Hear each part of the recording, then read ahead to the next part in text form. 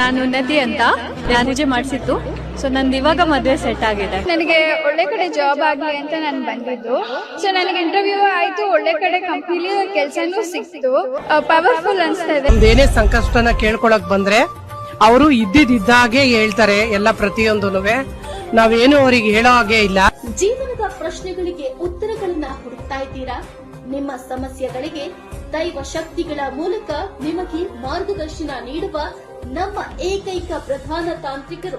ಇಷ್ಟಪಟ್ಟವರು ನಿಮ್ಮಂತೆ ಆಗಲು ಸ್ತ್ರೀ ಪುರುಷ ವಶೀಕರಣ, ಪ್ರೀತಿಯಲ್ಲಿ ನಂಬಿ ಮೋಸ, ಸಂತಾನ ವಿಳಂಬ, ವ್ಯಾಪಾರ, ಗಂಡ ಹೆಂಡತಿ ಸಮಸ್ಯೆ, ಮದುವೆ ವಿಳಂಬ, ಹಣಕಾಸಿನ ತೊಂದರೆ, ಆರೋಗ್ಯ ಸಮಸ್ಯೆ ಇನ್ನು ಮುಂತಾದ ಅನೇಕ ಸಮಸ್ಯೆಗಳಿಗೆ ಕೇವಲ 24 ಗಂಟೆಗಳಲ್ಲಿ ಶಾಶ್ವತ ಪರಿಹಾರ.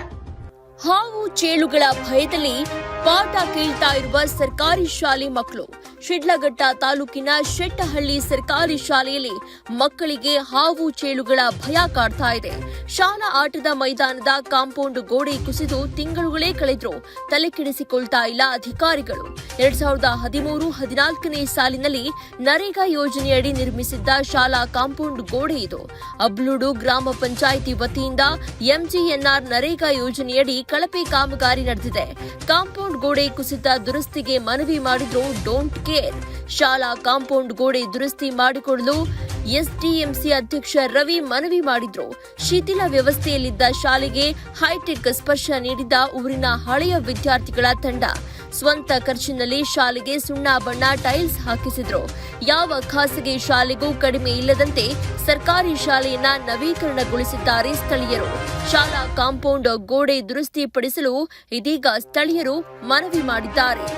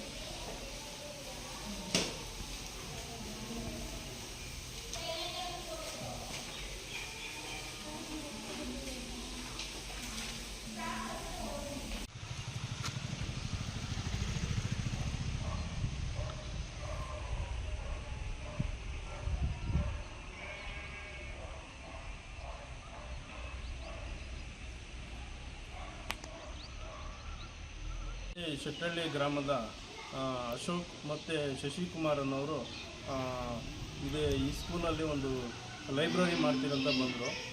ಇಲ್ಲಿ HM ಮೇಡಮ್ ಕೇಳಿದ್ದಕ್ಕೆ ಸರ್ ಧಾರಾಳವಾಗಿ ಮಾಡ್ಕೊಳ್ಳಿ, ಏನು ತೊಂದರೆ ಇಲ್ಲ ಅಂತ ಹೇಳಿದ್ರು. ಅದರಿಂದ ಬಂದು ಸ್ಕೂಲ್ ವ್ಯವಸ್ಥೆ ನೋಡಿದ್ರು.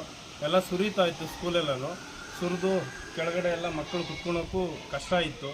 ಅದನ್ನೆಲ್ಲ ನೋಡಿ ಅವರ ಒಂದು ಟೀಮಲ್ಲಿ ತಮ್ಮ ಫ್ರೆಂಡ್ಗಳ ಹತ್ರ ಕಲೆಕ್ಟ್ ಮಾಡಿ ಅವರು ಏನು ಕಷ್ಟಪಟ್ಟರೋ ಏನು ಪಟ್ಟರೋ ಇಲ್ಲಿ ಅವರಿಬ್ಬರು ನಿಂತು ಒಳ್ಳೆ ನಮ್ಮ ಸ್ಕೂಲ್ನ ಒಳ್ಳೆ ಒಂದು ಸರ್ಕಾರಿ ಶಾಲೆ ಅಲ್ಲ, ಇದು ಒಳ್ಳೆಯ ಒಂದು ಖಾಸಗಿ ಶಾಲೆ ಅಂತ ಮಾಡಿ ತೋರಿಸ್ಕೊಟ್ಟಿದ್ದಾರೆ ನಮಗೆ.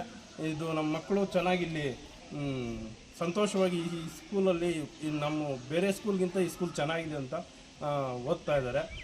ಅವರು ಇಷ್ಟೆಲ್ಲ ವ್ಯವಸ್ಥೆ ಮಾಡಿಕೊಟ್ಟವ್ರಿಗೆ ನನ್ನ ಮುಖಾಂತರ ಒಂದು ಧನ್ಯವಾದಗಳನ್ನ ಹೇಳ್ತೀನಿ ನಾನು.